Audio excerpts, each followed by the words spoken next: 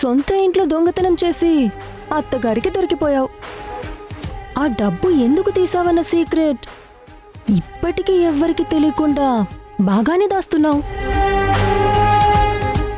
కానీ ఆ రహస్యం త్వరలోనే బయటపడబోతుంది. కాదు కాదు, బయటపడేలా ఈ మౌనిక చేస్తుంది. మా అత్త దేన్నైనా భరిస్తుంది, మోసం అబద్ధాన్ని మాత్రం జన్మలో కూడా క్షమించదు. మెడ పట్టుకుని బయటికి గంటేస్తుంది. నేనే మోసం చేశాను, నోటుకొచ్చినట్టు వాగద్దు. నా మీద అరిచి కోపం చూపించడం వల్ల ప్రయోజనమేమీ లేదు సిస్టర్. ఈరోజు బావ పుట్టినరోజు, నీకు ఈ ఇంట్లో ఆఖరి రోజు. నీ దొంగతనం, నువ్వు నీ ఫ్రెండ్ భాగ్యంతో కలిసి దాస్తున్న రహస్యం అన్నీ బయటికొస్తాయి. సో నా మాట విని ఇప్పటి నుండే లగేజ్ ప్యాక్ చేసుకుని రెడీగా ఉండు. రేపు వెళ్ళిపోవడానికి చాలా ఈజీగా ఉంటుంది.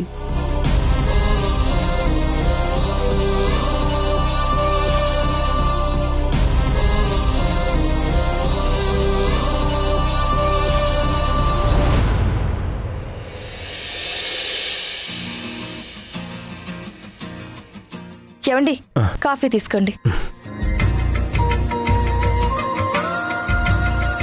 ఈరోజు పని తొందరగా ముగించుకోండి. ఎందుకు సంధ్య? ఎందుకేంటి, ఈరోజు రాజేష్ గారి పుట్టినరోజు. సాయంత్రం ఫంక్షన్కి రావాలని వింధ్య ఫోన్ చేసి చెప్పిందని చెప్పాను కదా, మర్చిపోయారా? ఓహో, ఈరోజేనా? అవునండి. మీరు తొందరగా పని పూర్తి చేసుకుంటే గిఫ్ట్ షాప్కి వెళ్ళి మంచి గిఫ్ట్ కొని తీసుకువెళ్దాం.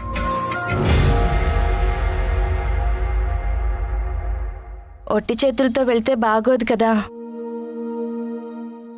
నేను రాలేను సంధ్య, నువ్వెళ్ళు. ఎందుకు రారు?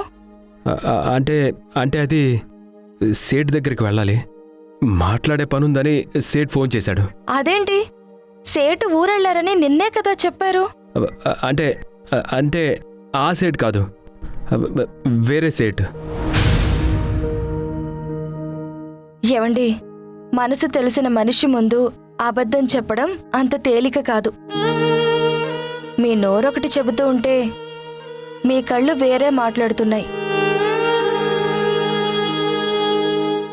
ఇప్పుడు నిజం చెప్పండి, నా దగ్గర కూడా ఎందుకు దాయడం? పుట్టినరోజు ఫంక్షన్ అంటే చాలా ఘనంగా చేస్తారు. గొప్ప గొప్ప వాళ్ళు వస్తారు, పెద్ద పెద్ద గిఫ్ట్లు తీసుకొస్తారు.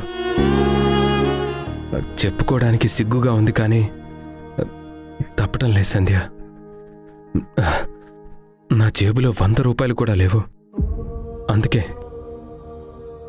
నువ్వొక్కదానివే వెళ్ళి పలకరించొచ్చాయి. శ్రీకర్, ఇద్దరినీ రమ్మని మరీ మరీ చెప్పిన తర్వాత సంధ్య ఒక్కతే వెళ్తే బాగుంటుందా? బాగు కలిసి వెళ్ళటం గురించి కాదమ్మా, ఖర్చు గురించి. నేను వెళ్ళకపోతే రాలేదనుకుంటారు. మహా అయితే వింధ్యా రాజేష్ గారు కాసేపు కోపంగా మాట్లాడతారు. అదేం పెద్ద సమస్య కాదు. అంటే ఏంట్రా నీ ఉద్దేశం?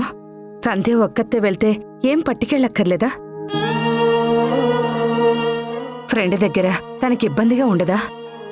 అందుకేనమ్మా పలకరించి ఏదో ఒక పనుందని చెప్పి వచ్చేయమంటున్నాను. అది పద్ధతి కాదు శ్రీకర్. తప్పదమ్మా, సంపాదించే ప్రతి రూపాయికి ఖర్చులు సిద్ధంగా ఉంటున్నాయి. ఆదా చేసుకునే అవకాశం ఉన్నప్పుడు ఆత్మాభిమానం చంపుకోవటం నేరం కాదు. ఏమండి, నేనొక విషయం చెప్పనా?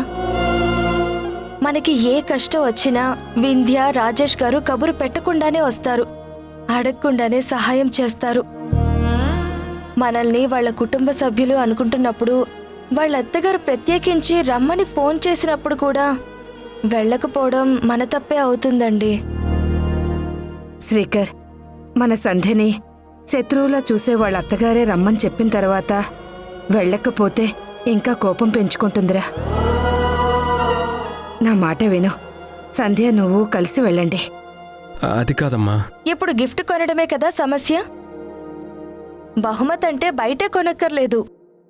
మీరు నేసిన చీరలు పట్టుబట్టలు ఉన్నాయి కదా, వాటినే గిఫ్ట్గా తీసుకువెళ్దాం. నిజమేరా, అలా చేస్తే ఖర్చయ్యేది నీ కష్టమే తప్ప డబ్బులు కాదు కదా. వెళ్దామండి, ప్లీజ్.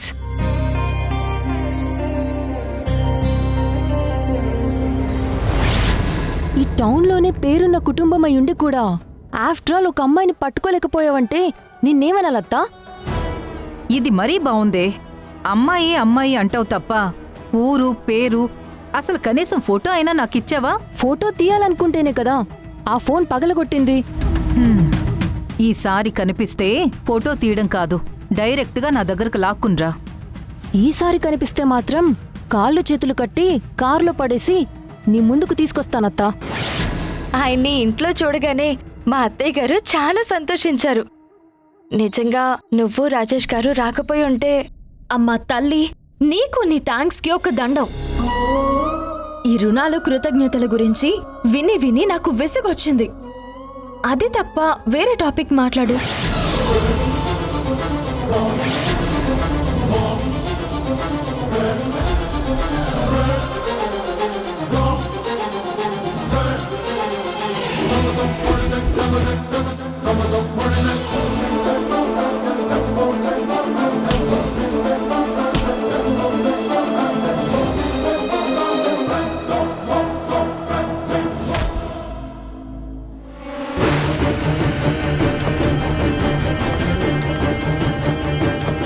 మళ్ళీ నువ్వేనా? ఎక్కడికి వెళ్ళినా ఎందుకు అడ్డొస్తున్నావు?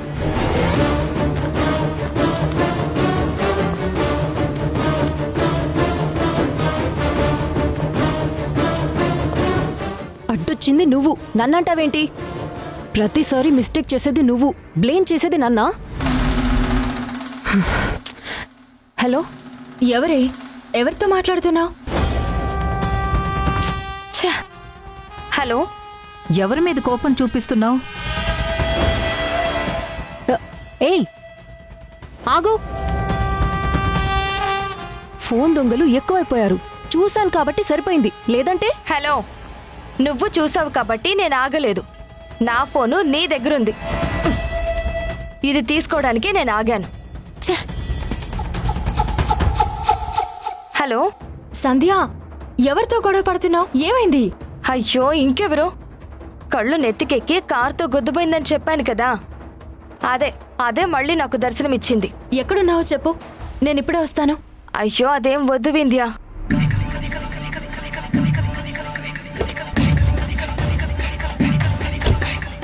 హలో మౌనిక, హలో ఉన్నావా? అత్తా, ఆ పొగరు పొద్ది మళ్ళీ కనిపించింది. అవునా? అయితే దాన్ని లాక్కుని ఇంటికి రా, దాని సంగతి చెప్తాను. అదేమైనా బొమ్మ అనుకున్నావా లాక్కొని రావడానికి?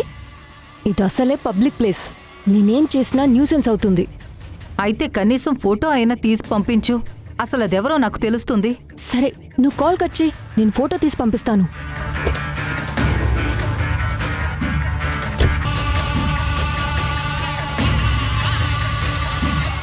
ఛ! మళ్ళీ మిస్ అయింది.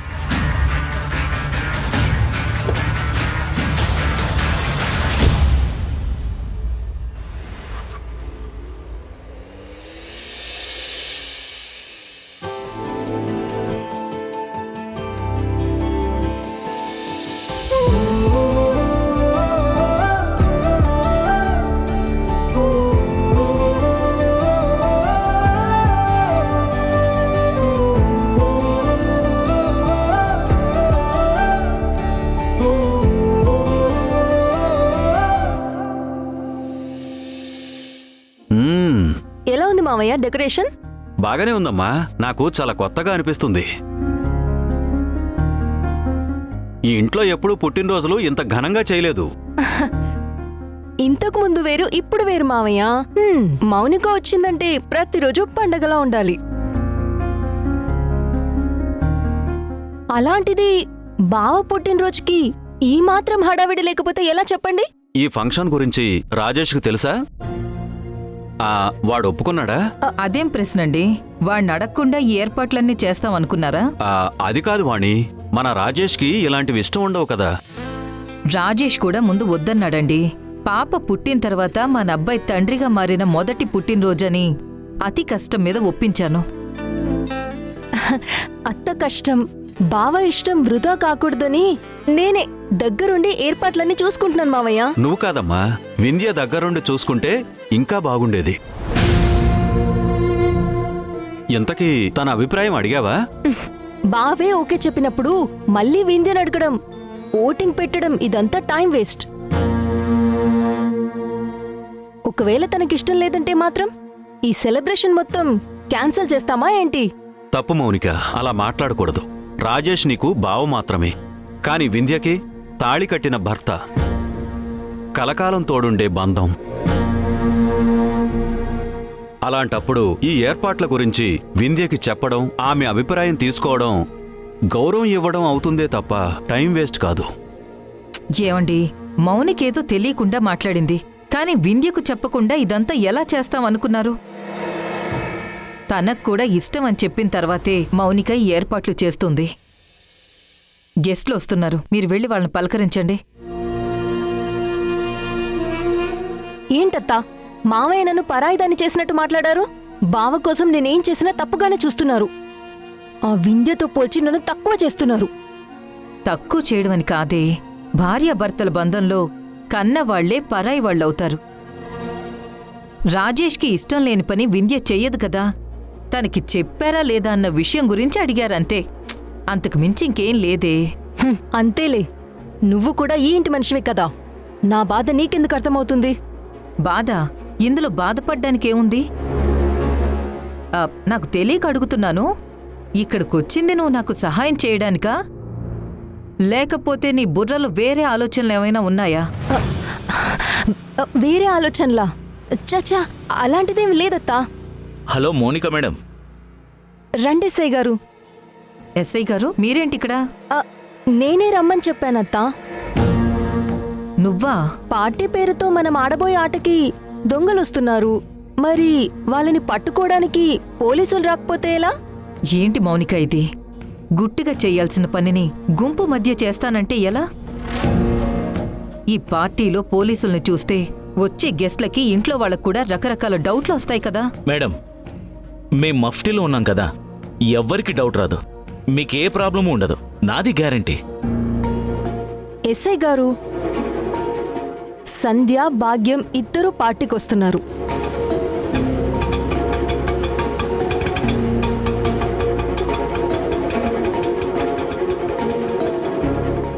సంధ్య వింధ్యల కోసం రాక తప్పలేదు. మనసులో భయాన్ని, గొంతులో మాటని ఎలా అదుపు చేసుకోవాలో ఏంటో. వాళ్ళ మీదే నా పూర్తి డౌట్. ఒక్కరి చేత నిజం చెప్పించినా చాలు, నిజస్వరూపాలన్నీ బయటపడతాయి.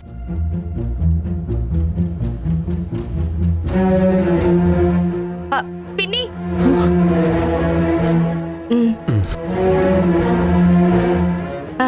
ఏమండి, ఈవిడ భాగ్యం అని వింధ్యకి పిన్ని వరుస అవుతారు.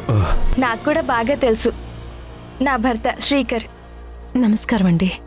నమస్తే అండి.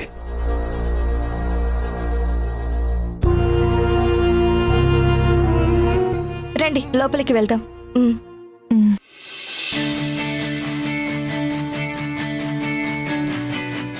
వచ్చిన గెస్ట్లందరూ బర్త్డే బాయ్ గురించే అడుగుతున్నారు. రాజేష్ ఎక్కడున్నాడు?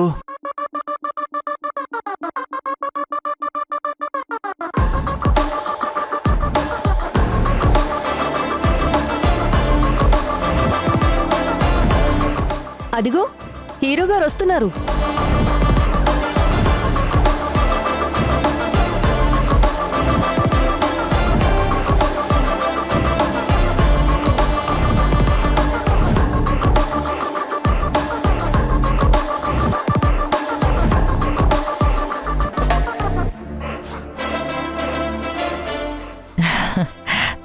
Many many more happy returns of the day Rajesh.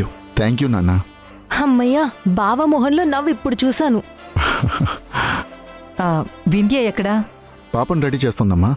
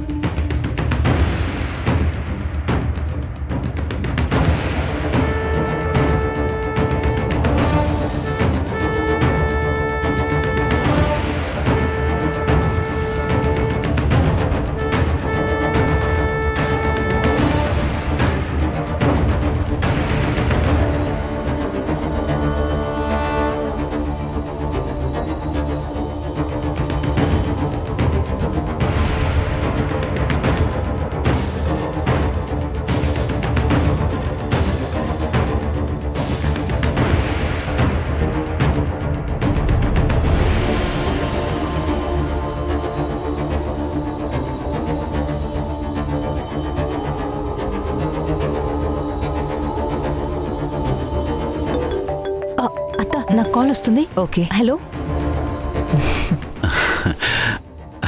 నమస్తే అండి. నమస్తే అండి. నమస్తే అమ్మా. నమస్కారం.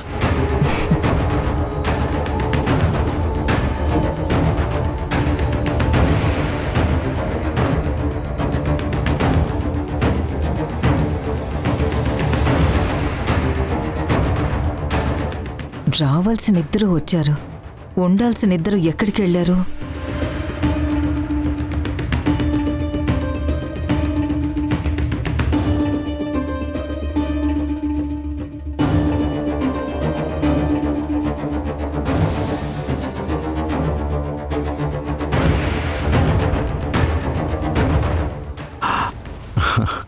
Many more happy returns thank of you the day thank you Rajesh Sandhya గారు. గారు. హ్యాపీ బర్త్డే రాజేష్ గారు.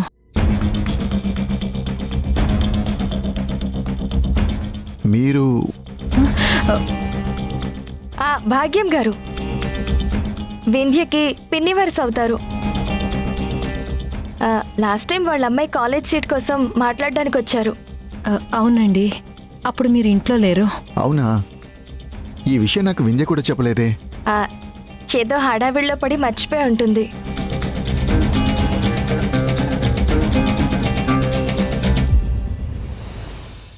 పుట్టినరోజు శుభాకాంక్షలు రాజేష్ గారు. థ్యాంక్ యూ శ్రీకర్ గారు. ఆ, వింధ్య ఎక్కడుంది? ఆ, పైన రూమ్లో ఉందమ్మా, వెళ్ళు. పిన్ని రండి.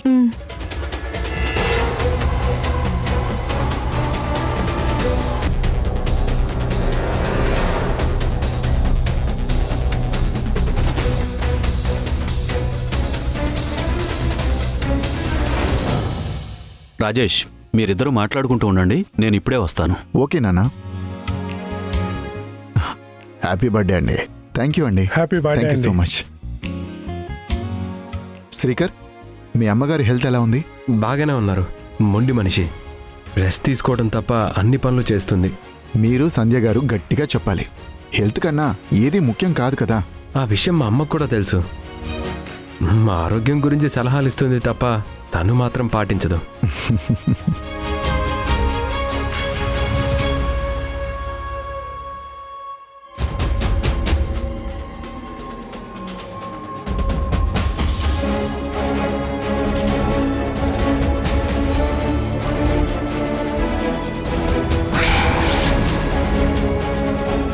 ఉంది సార్. సార్, ఇది నా ఫోన్ సార్.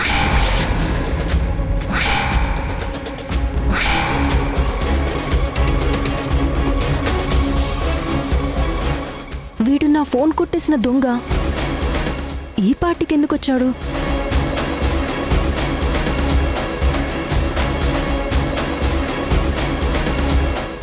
బావేంటి వాడితో నవ్వుతూ మాట్లాడుతున్నాడు? అంటే ఈ దొంగ బావకి ముందే తెలుసా?